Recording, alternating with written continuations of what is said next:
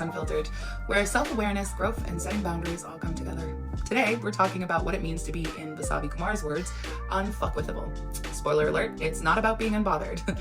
It's about knowing yourself so deeply that outside opinions don't control you. Here's what's coming up. It's going to be a little bit disjointed, so stay with me. We're going to be talking about self-awareness as an armor. I'm sharing a story about my most humiliating moments in my life and how owning it made me sort of untouchable. You'll also get a practical tool to uncover and disarm the fears that people might use against you. We're going to talk about accountability with compassion. Accountability without shame really hits different. It's a way that I'll walk you through how to dismantle my people-pleasing and savior complexes. Plus, I'll give you some tips and tricks about getting better with your self-loathing. And healing isn't linear, so healing isn't the glow-up montage. It's messy, and it loops back on itself. I'll be sharing moments of when I felt healed and then knocked back by just a freaking text. You'll get tips and tricks on how to not feel like you're back on square one. We'll also talk about rest as resistance and it not being a reward and it being a boundary, and how you don't need to earn rest anymore. We'll also talk about boundaries as, self-worth. It's not about telling others no, but it's about telling yourself no too. So I'll give you some scripts on boundaries and how you can set them without guilt. And we'll also talk about showing up authentically. Not every space is safe to show up authentically, and I won't lie and say that it is, but we'll talk about it all, and I'll teach you about my safe space scan. We'll also talk about mindset shifts and practical steps on how you can get through those at the end. I promise you it won't be a 10-step glorious glow-up plan, but you can try some tiny shifts and see how they add up. This episode is packed with reflection, growth, and real tools that should help you become less shakeable and more solid. If you're tired of letting people's opinions, rejection, or fear knock you down, this one's for you. Let's get into it. All right, let's talk about self-awareness. I know, it sounds like one of those Instagram therapy buzzwords, right? Stay with me, because I promise you this is one of the most important skills you can have in your back pocket. When I say self-awareness is like an armor, I'm not talking about being hard or walled off. It's about being this emotionally impenetrable fortress. It's more like, those padded suits dog trainers wear when they're training police dogs? They get bit, but it doesn't break the skin. That's self-awareness. People can come at you with their comments, their judgments, their little jabs, and you'll feel the pressure of it, sure. But it doesn't penetrate. It doesn't get inside. I'm not going to sit here and pretend like I've always had this superpower or that I have access to it all the time, In fact, I learned it the hard way, and I think I'm going to tell you a little bit about it. I've never said this out loud, but I want to take you back to high school. Good old 2006 MSN Messenger era. You know that one, right? I was chatting to this boy that I liked. And listen, when you're a teenager who's been told that they were unlovable, the smallest bit of attention from someone you think might actually like you feels like everything. So we're chatting, and at some point he asks me to flash him on a webcam. And I wish I could go back and hug the version of me, because at the time I truly believed that if I gave him that part of myself, he'd finally like me. So I did it. I flashed him. What I didn't know was that he wasn't alone. He had his friends with him, and he took a screenshot, and it was all a big joke to them. And of course, it didn't stay private. Because he screenshotted it, he then shared it. And suddenly I'm walking into school with the entire student body whispering about me, laughing, and looking at me like I'm some sort of spectacle. It was humiliated. I was exposed. It felt like my body wasn't mine anymore. It belonged just to their gossip. Now, at this point, most people would try and deny. But I didn't. I didn't crawl into a hole or try to make up a story. Instead, I was like, yeah, I did do that. And what? I said it with my chest, even though I was absolutely crumbling on the inside. And I'm not going to lie to you. This wasn't some victorious moment where I felt powerful and strong. I was hurt really, really bad. And I was 16 and ostracized and betrayed. It cut really deep. But here's the thing. The yeah and approach saved me. Owning what I did made it so that no one could hold it over me. The moment I stopped trying to hide from it, it lost its power. People wanted me to feel ashamed. They wanted me to spiral, but I didn't. And I think that's what pissed them off most. There's nothing more infuriating than someone who refuses to shrink themselves to make you feel bigger. Looking back, I realized that moment planted seeds for something I wouldn't fully understand until much, much later. The power of self-awareness. Because in that moment, it taught me that when you own who you are, when you know yourself, flaws and all, no one can expose you. They can't reveal anything you haven't already faced. You can't be blackmailed with your own truth. So here's the power of radical ownership.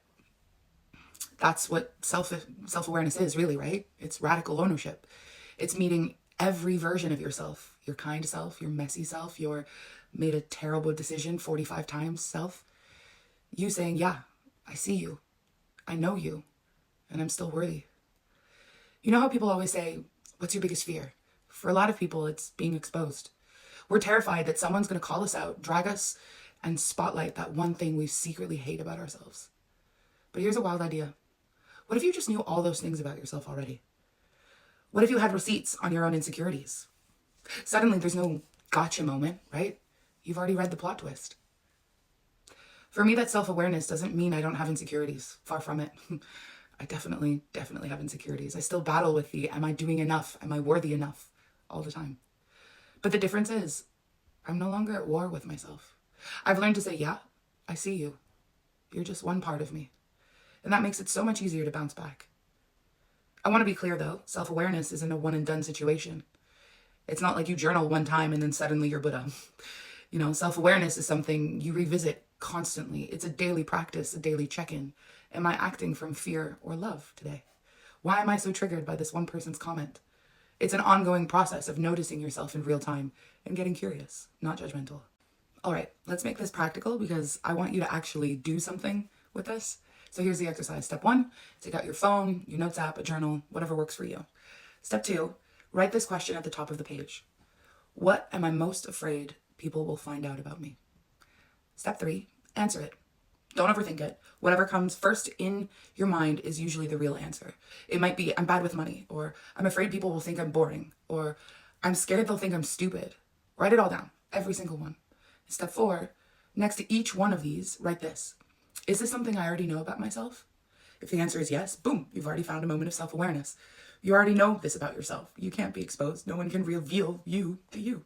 Step 5, ask yourself, do I actually want to change this? Or do I just need to accept it as part of being human? Not everything needs to be fixed. Sometimes the answer is just acceptance. This exercise might feel a bit raw at first, but that's okay. That's good. If it's uncomfortable, that's where your growth is. So let's bring it home. Self-awareness doesn't make you bulletproof, but it makes you unfuckwithable. It's not that you'll never feel hurt again. It's that you won't get knocked over for as long. It's about knowing yourself so deeply that no one can catch you off guard with your own story. I know it's not easy to get into that place, especially when shame is involved, but I promise you, it's worth it. And if you need proof, think about 16-year-old me walking to that high school knowing that everyone had seen one of my most vulnerable moments. They expected me to crumble, but instead I kept walking with my head up, even if I wanted to cry, run away, and die. I had no friends, but I had me. And if I could do it again and go back, that's the same way I'd do it now. All right, so we've talked about self-awareness, and if you're still here, congrats. You're already braver than most people. Because let me tell you, self-awareness is no small thing.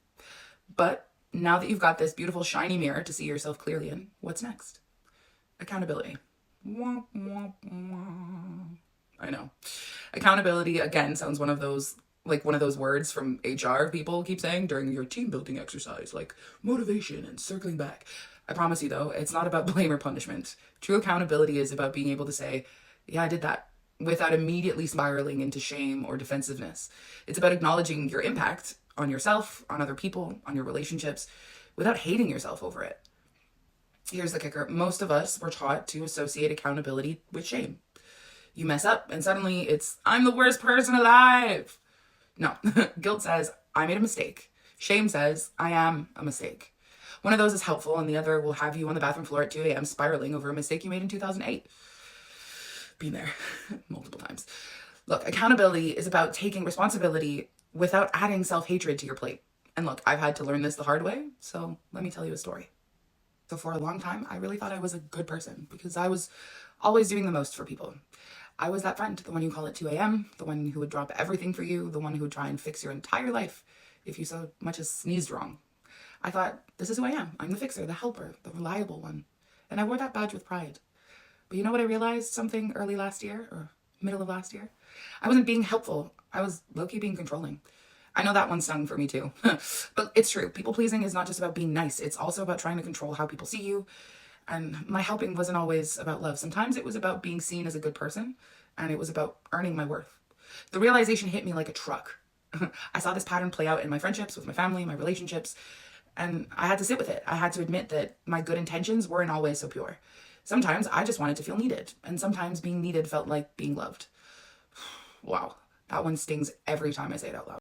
But here's the twist. Once I saw it, no one could hurt me with it. If someone said, "You're a bit of a people pleaser, huh?" I was like, yeah, I know. I clocked that already, and I'm working on it. Self-awareness made me bulletproof, but accountability is what is actually helping me change. Because here's the thing. It's not enough to know that you have a tendency. You have to do something about it.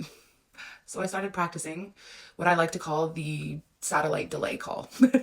This is when, before I jump in and save someone, I ask myself, am I helping because I want to, or am I helping so that they think I'm a good person, or so that I'm more comfortable? And if it's the latter, I don't do it. I have to actively stop myself from jumping into situations where I'm not needed. And let me tell you, it's hard. It's really hard. Sometimes I still jump in because that's the savior itch, and it's real, but I'm doing it less and less. And the freedom that comes from knowing that I'm no longer trying to earn love is... Here's the thing. If you try to hold yourself accountable without compassion, you'll burn out. You'll never feel like you're doing enough. You'll end up in this endless cycle of self-criticism. But compassion, that changes the whole game. Compassion is saying, yeah, I messed up, but I'm still lovable. It's saying, I didn't handle that the best way, but I'm going to do better next time. And that's it. That's all accountability needs to be, really. It's not groveling. It's not self-loathing or monologues. Just a simple acknowledgement and a commitment to do better, and then doing better. It reminds me of this quote I love. Don't invest your time and energy in someone you like. Invest in someone who invests in you. Shout out to Matthew Hussey for that one. I think the same energy applies here, right? Don't just invest in being seen as a good person. Invest in being good to yourself. Invest in being someone who treats themselves with grace, especially when you mess up. Here's a little exercise I want to try. It's called the accountability audit. And no, it's not scary, I promise. Here's how it works.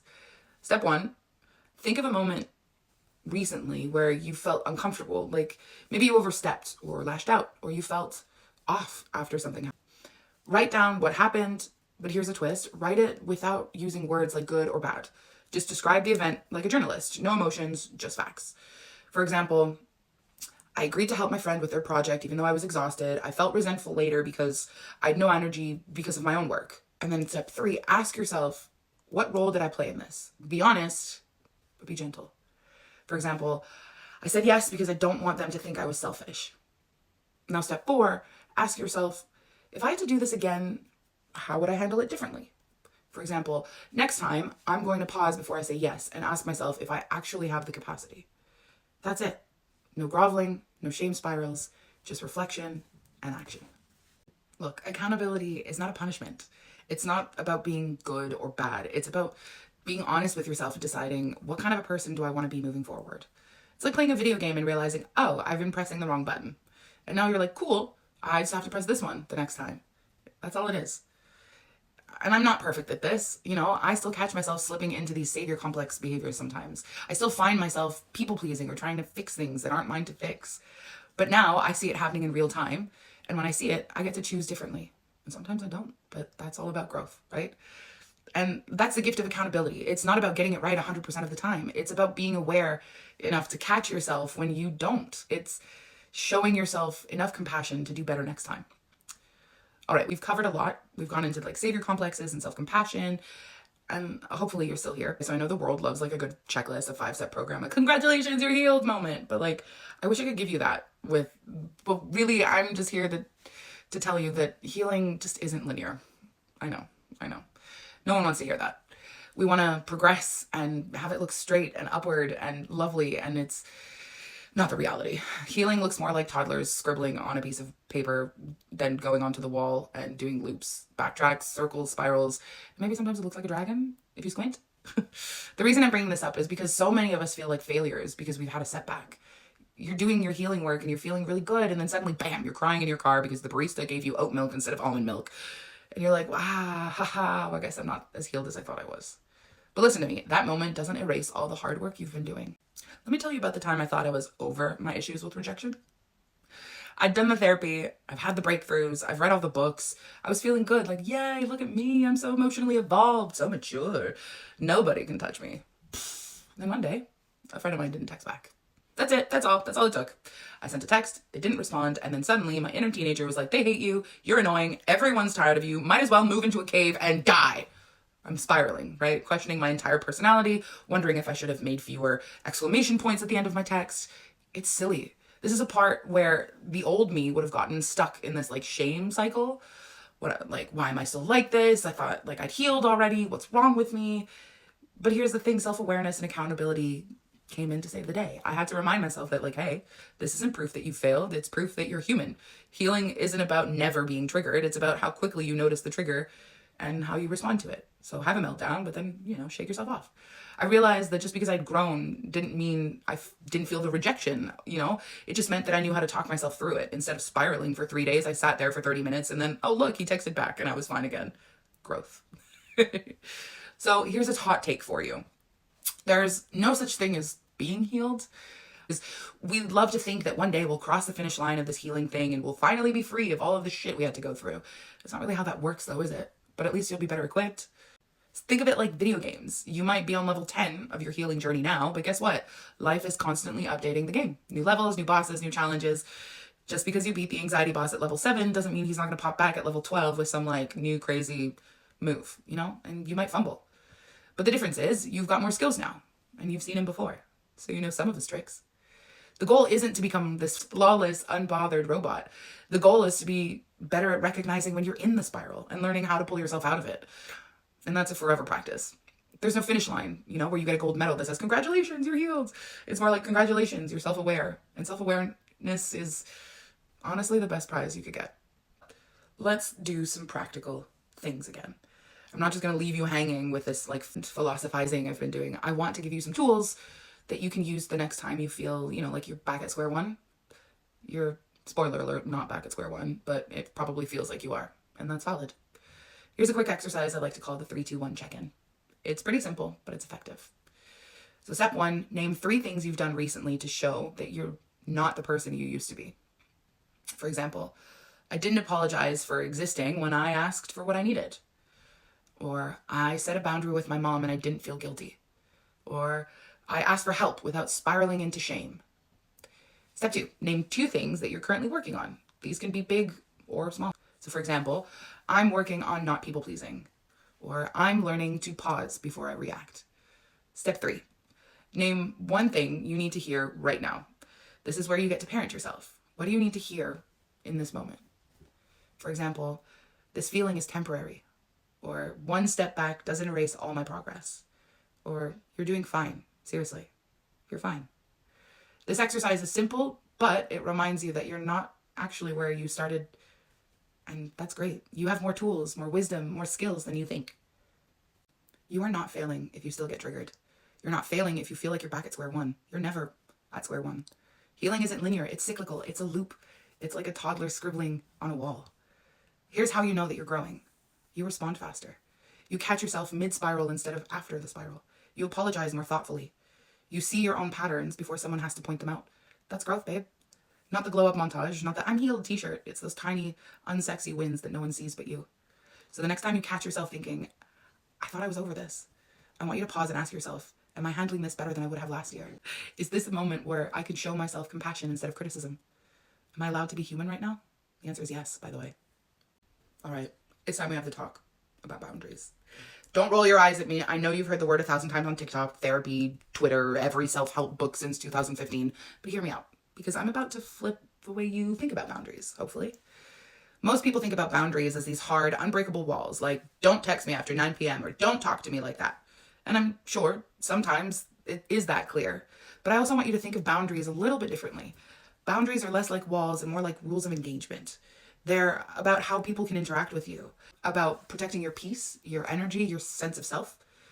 But there's the key thing, right? Boundaries aren't for other people, they're for you. And that's not sexy or tweetable, but it's the real one. Boundaries remind you that you're worthy of peace. They remind you that you don't have to set yourself on fire to keep other people warm. They remind you that no is a complete sentence. And honestly, that's one of the hardest lessons to learn. I'm going to be real with you. Sometimes it's not other people who are violating your own boundaries. Sometimes it's you. Yeah, I said it. Take a minute. Sometimes we set a boundary and then we break it ourselves. Raise your hand if you've ever said, I'm not taking on any extra work this week, and then immediately volunteered to help Sharon with a project because she looked really stressed. Raise your hand if you've ever told a friend, I'm not available tonight, and then 5 minutes later you're on FaceTime because they, made you feel bad, and you're like, okay, fine, we'll go out. Me too. Here's the thing about self-worth and boundaries. If you don't believe you are worthy of peace, you will never enforce your boundaries. You'll set them, sure, but you'll be the first person to break them. Why? Because deep down, you've been taught that your worth is tied to being useful, helpful, and nice. And I'm here to tell you right now, nice is not a personality trait. It's a performance. Let me tell you about a time I realized my boundaries were basically see-through. I used to have this friend who would call me every single day. And listen, I love a catch-up call, but I'm talking every single day, 4 hours, about the same problems. And I was basically their unpaid therapist. And I could feel my energy being drained every single time the phone rang. I remember thinking, I wish they stopped calling me so much. But I never said it. I just kept answering. Why? Because I didn't want them to think I was a bad friend. I didn't want to be seen as rude or unkind. But here's the gag. I was being a bad friend to myself. Every time I ignored my own need for peace and quiet, I sent a message to myself that their needs were more important than mine. That realization hit me like a ton of bricks. I had no problem setting boundaries with other people. I could say, don't talk to me like that, or I'm not okay with this. But I had no boundaries with myself. I had to learn that self-worth means that you don't just protect your peace from other people, you protect it from you too. You don't set yourself on fire just to be seen as a nice friend. Woo. So one day I did it. I texted them. I said, hey, I'm feeling a little drained and I need to prioritize my mental health. I can't do these daily calls anymore, but I love you and I'm here for you when I have the capacity. I was terrified to hit send, but you know what happened? They said, oh, I get it. No problem at all. And that was it. All that fear I had about them being mad, gone. Even if they had been mad, I would have survived it, because here's what I learned. If someone likes you when you have no boundaries, they don't really like you. They like what you do for them. So the difference between boundaries and control, that's a big one, right? So I need you to lean in. Boundaries are not about controlling other people. This is where a lot of people mess it up, right? They believe that, well, if I set a boundary, then you have to respect it or you're a bad person. No. A boundary is something that you control, not something they control. For example, saying you can't call me after 9 p.m. isn't a boundary, that's a demand. A better boundary is, if you call me after 9 p.m., I will not answer. Do you see the difference? The first one tries to control somebody. The second one controls you. You have full power in that situation. They can call you. You just won't answer. And listen, people will test your boundaries. Not to be malicious, but because they're used to the old version of you. The version that always answered the phone. That always stayed out late after work. Or that always said, it's fine, I got it. But that version of you, they don't live here anymore. If setting boundaries makes you feel awkward or guilty, I got you. Here's a script you can use, right? This is my boundary script. I love you, but I'm not available for this right now. I'm prioritizing my mental health, and I can't commit to that right now. I know, I used to be available for that, but I can't anymore. I'm not available for calls after 9 p.m., but I can catch up with you tomorrow. These scripts work for friends, for family, for work, and even for yourself. If you're the one breaking your own boundary, you can say to yourself, I know I used to work until midnight, but that's not what I'm going to do anymore. Every time you reinforce it, you're sending yourself a message that you are worthy of peace. I want you to think of your boundaries like roots of a tree. Roots don't just keep a tree standing. They keep it from being blown over by every gust of wind. Boundaries are the same thing. Without them, every little breeze of criticism, conflict, or just a request will knock you flat. But with boundaries, you can stay grounded. You are not here to be a doormat. You are not here to be the nice one. You are here to be whole. Whole people have whole boundaries. Whole people say no. Whole people disappoint people sometimes. And if you feel resistance to that, I want to ask you to ask yourself this. What would change in my life if I truly believed I was worthy of peace? Write it down. Let it sit with you. And then, next time you feel that familiar pressure to answer the phone or say yes to the request or explain yourself, I want you to try this. Pause, breathe, and say, I'm not available for that. No apology, no explanation, just that. Okay, I want to kick off this next thing I'm about to say with an acknowledgement. And I'm going to say this very clearly and very directly. It is not always safe to just be yourself. I know we love to hear the phrase, be authentic, live out loud, take up space. and all of those other beautiful self-help buzz phrases, but I'm not about to pretend that it is safe for everyone to do that. Because here's the truth: social currency exists, privilege exists, and system of oppression absolutely exists. There are people in this world, Black people, queer people, trans people, disabled people, who have to mask parts of themselves or themselves entirely to survive. And I mean literal survival. Code switching isn't just a cute social skill, it's a survival tool. People of color have to change their language, their tone, their behavior, their names in workplaces steeped with white supremacy. LGBTQ folks have to play it straight in spaces where queerness could cost them their safety, their jobs, sometimes even their lives. And don't even get me started on the ways fat people, disabled people, or neurodivergent folks are forced to masks to get the bare minimum of respect. So before I say anything else about being authentic, I need you to know that I see that, and I see you, and I know that not everyone gets to walk into every room and be like, this is me, deal with it. Some of us are just trying to make it home safe. And I want to name my own privilege here because it would be dishonest not to. I'm non-binary and I'm pansexual, but I present as cis, white, and heterosexual passing, which means that I'm the closest thing to the oppressor as possible. This gives me a lot of social currency. It means I walk through the world without people immediately clocking me. It means I have more space to be loud, more space to be myself without risking harm. And I don't take that for granted at all. If you're someone from a marginalized community, I want you to hear me when I say this. You don't owe anyone your authenticity if it costs you your safety. Your first obligation is to protect yourself. Unmasking is not a requirement, it's a choice, and that choice should always be made with your safety in mind. That being said, I do think it's worth exploring when and where you can unmask. Because if you can't unmask at work, can you do it with your friendships, or in your relationship, or on your own, just with you? Can you give yourself a space where you don't have to perform or edit yourself to be seen as this good or respectable being? All right, with that important caveat in place, let's talk about what it actually means to show up authentically. Spoiler alert, it's not about being loud. It's about being whole. Now let's get into the uncomfortable part. Who actually gets to be authentic? The truth is, some of us have more permission to be authentic than others. I can sit here and say, be yourself, but I have the privilege to go and do that. And that's not the case for everyone. For some people, showing up authentically means risking job loss, safety, their community. So if you have to mask or code switch just to stay safe, please know that I see you. I'm not here to tell you that you have to unmask everywhere all the time. In fact, I don't really recommend it. Unmasking safely matters. I'm going to say that again. Unmasking safely matters. I'm never going to tell you, just be yourself in a room where yourself could get you harmed, fired, or isolated. Your first obligation is to protect yourself. If you're in spaces where you have to mask, ask yourself this: where can I be my fullest self? You don't have to unmask everywhere, but if you can create your own space where you can be unedited, raw, and whole, that's enough. That space might be your closet, your closest friendships, your partner, or just that little space on TikTok just for you, alone dancing in your room in your pajamas. It doesn't have to be big. It just has to be yours. I want to offer you a practice I call the safe space scan. It's a way to check in with yourself and figure out where in your life you feel safe to unmask. So here's how it goes. Step 1, write down all the spaces you move through daily: work, home, family, friend groups, online, etc. Step 2, next to each of these spaces, write one of these 3 words: safe, where you can feel authentic here; conditional, where you have to be somewhat authentic; or unsafe, where you have to mask. Step 3, look for the spaces where you have safe and conditional. These are your entry points, right? Ask yourself, how can I bring 1% more of my authentic self to these spaces? Not 100%, 1%.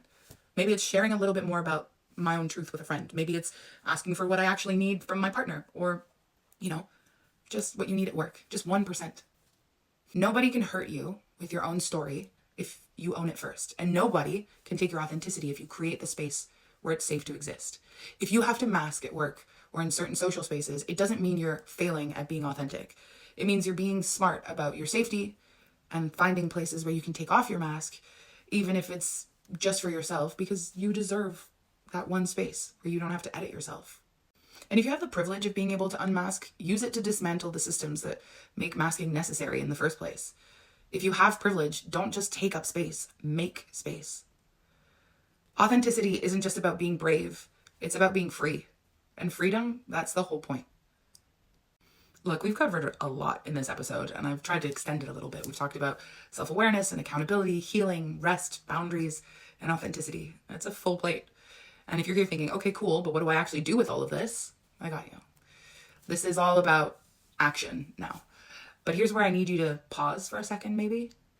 When we talk about taking action, most people think of like big, sweeping, life-changing moves. Nope, that's a trap. You don't need to bring brand new life energy overnight, right? What you need is small, steady shifts, little shifts that add up. Think of it as adjusting a ship by just 1 degree. It doesn't need to be that much at first, but if you keep moving, then you're on a whole new path. So I'm going to hit you with my 10-step reinvent your life plan. Just kidding. Instead, I'm going to give you 5 simple mind shifts, each one connected to a part of this episode, and each shift is like a seed. Plant it, water it, and watch it grow. So let's break them down. Here is your first seed. If I know myself, no one can expose me. That's your armor. You know how people are terrified of being found out? Like someone's going to expose their flaws or weaknesses? Yeah, that fear dies the moment you get honest with yourself. If I know I'm messy and you called me messy, guess what? You're not telling me anything new. If I know I'm sensitive and you're trying to weaponize that against me, guess what? I already know. And I like that about me. So here's your action. Start owning your flaws loudly.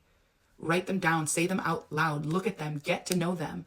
Ask yourself, is this something I actually want to change, or am I just ashamed of it because someone else told me it should be? Here's a journaling prompt to kind of get you going. What am I most afraid of that people are going to find out about me? Write it down, sit with it. Then ask, if I already know this about myself, what would it feel like to stop hiding it? Okay, mind shift 2. Accountability is love, not punishment. This one is for my people pleasers, my perfectionists, and my I need to be good folks.